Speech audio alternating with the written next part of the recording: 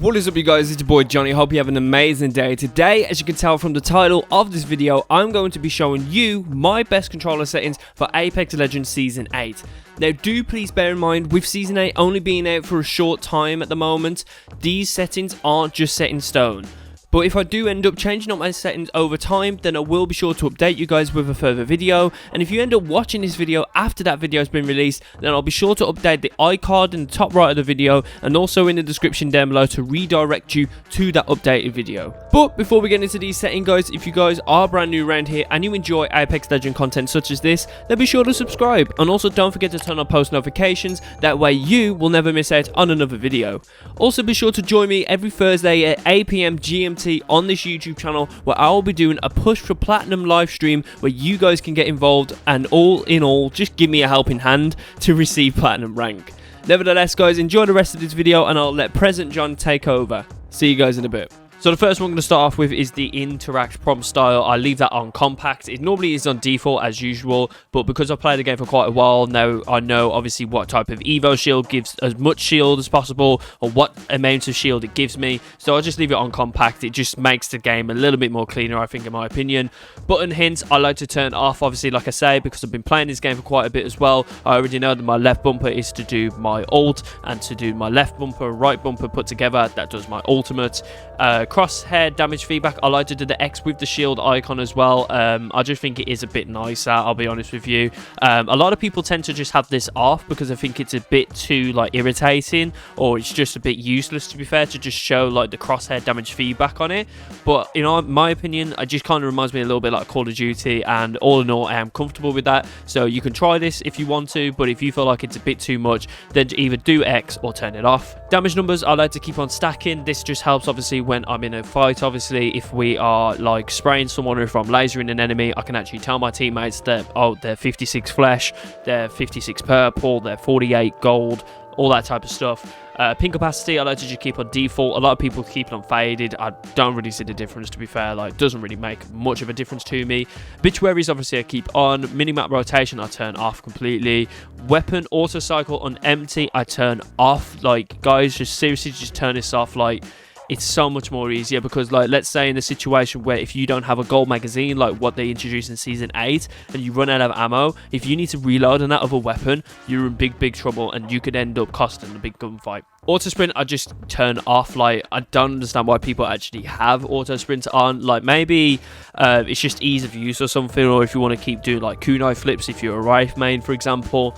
Double tap sprint, definitely turn this off. Like, there's no point of doing double tap sprint. Like, what is even the point of it? Incoming damage feedback, I'll just leave it on 3D. It's just a three-dimensional arrow indicator, nothing really that much. Taking damage closes the death box menu. Now, if you have this turned on, there is a serious reason as to why you are dying so quickly, okay? When you are in a gunfight, you want to make sure that even though you're taking damage, you can still use your death box, so you can actually armor swap really quickly, take some ammo, take a grenade, take whatever you need, and actually getting hit by the enemy as well doesn't actually affect that. So if you've got that on, seriously turn it off. Trust me, it'll make everything 10 times better. Streamer mode, obviously when I'm playing on my own, I turn it off, but then obviously if I am just playing online, I do sometimes turn it on sometimes, because there's a lot of people that tend to stream snipe, especially when I'm streaming. And speaking of streaming, I'm streaming at 8 PM GMT every Thursday on this YouTube channel, so if you want to come through and come say hello and help me push for platinum in Apex Legends rank, then be sure to subscribe. Don't forget to turn on post notifications. I had to chuck that cheeky little plug in there, didn't I? Anonymous mode, obviously I just keep enabled. Usually sharing, I just disable it, and that's basically it for the gameplay.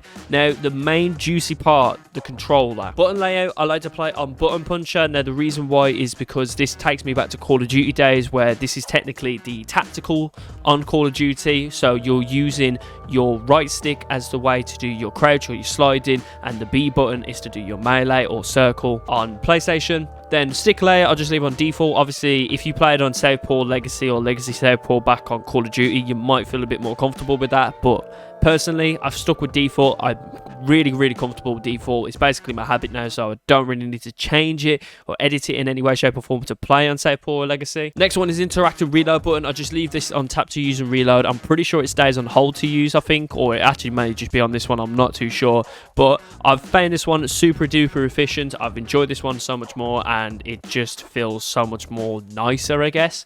Crouch button, I play on toggle.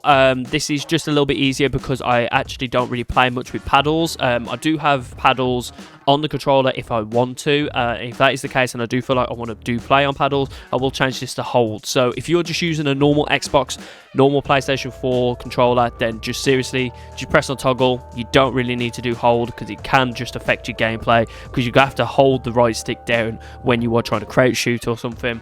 Aiming button, obviously I just hold it. It's just basic terms. Like, I don't really do toggle. Like, I've never had to use toggle, so you just stick it on hold. That is the default. Trigger dead zones, I keep this on none. I have no trigger dead zones whatsoever. I don't understand why actually people have trigger dead zones on for some reason. I really have no idea. Obviously normally on default, but obviously if you guys do have it on default, try it on none and see how it goes for you. Menu cursor speed is really irrelevant, but it can potentially help you in some way. I just leave it literally like halfway between number 3 on the trigger dead zone. So on the moderate, I'm just halfway through that basically. Look sensitivity and look sensitivity aiming down sight. Now I keep these at a 4-4. Normally I do play a 4-3 if I feel like it, but I've realized it is a little bit too slow obviously when aiming down sights, so I do stick with just a 4-4. I'm currently actually enjoying just the default preset settings. I haven't really had that much time to have a look at ALC, so when I do get the time and I find out that maybe ALC is probably better than actually doing it with the default presets, then obviously I will update you guys on that. Per optic settings, obviously I think that the standard is what they used to be last season, like 4-4 obviously aiming down sight and look sensitivity, and then obviously it's a 4 all the way down to 5. Very easy, very simple. The response curve I leave as classic. There is a couple of people that I know, like Floating Koala plays on linear. I haven't really got used to it just yet. I don't know if it's just myself, or it just feels a little bit too uncomfortable for me because it is literally just your raw input. But you got to keep it classic, keep it simple. If you stick with classic, I think it's probably going to feel the most comfortable for you. Look dead zone, I have this on small. The reason why is because my controller, although it is a pro controller, it does still have a bit of sway or a bit of like a drift basically. So I just literally changed this to small and it's just simply gone. Movement dead zone, obviously I leave this as small. I don't know why people put this on large. Like I'm pretty sure no one puts it on large. If you do, then please tell me why in the comment section down below. Inverted look, obviously I've never played inverted before, so I just leave that on off. There is a couple of people that I do know that play inverted and are actually pretty good at playing on inverted, so they must be a different breed of human, I swear to God. Vibration, this is personal preference. I just like to keep this off. I don't really like the vibration feedback. Obviously when I am firing a weapon, maybe some people may take it into a different way. Maybe some people will take advantage of the vibration feature, but it's not for me, guys. Sorry, I just keep it on off.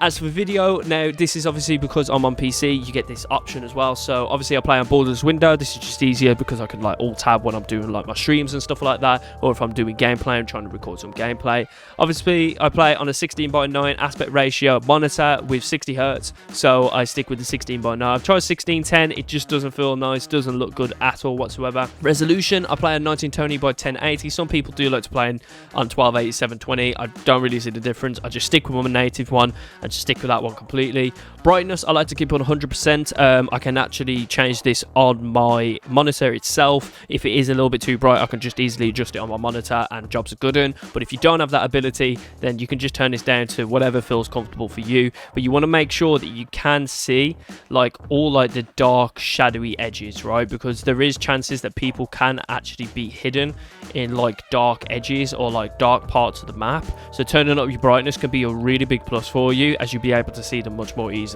Face basically. So yeah, I stick on 98. I think the sweet spot's probably like between 90 to 100. If you want to be insane and be absolutely cracked at Apex, my guy, then go to a 110, like whatever tickles your pickle basically. But what tickled my pickle is 98, and I've been happy with 98 basically. Then sprint view fill shake, I leave this on minimal. Obviously it's just a little bit of movement. Obviously I'll show the comparison right now. Right, this is like a bit, you can see it's like jolting up and down a lot more like frequently if I leave it on normal. I keep it on minimal. I just think it's a lot more easier and just feels a lot more comfortable and doesn't really distract me too much when I'm actually in a fight. VSync, obviously I leave on disabled because I'm on PC. NVIDIA Reflex I don't really touch, to be fair. Anti-aliasing, obviously these are for people who are on PC. I leave on my medium textures, bilinear disabled, everything on low, disabled, low, low, low. Nothing wrong obviously with like the PC or anything like that. It's not because I've got like a very bad hardware or anything. Like I've got decent hardware for like the actual quality of the game. Like I could rock it on a very high if I wanted to and put these all on high, but I just don't really see the point of it too much. Like there's not really a big enough reason other than like the aesthetic purpose of the actual game itself. But for me, my personal preference, I just want to get as many wins as I can, get as much damage as I can, and just get as many badges as I can for every single legend. That goes obviously the same as well for spot shadow detail. I'll just turn it off. Obviously volumetric lighting, like all these little things like the shadows and lightings and effect details and whatever, I don't really care about, so I'll just leave it as it is.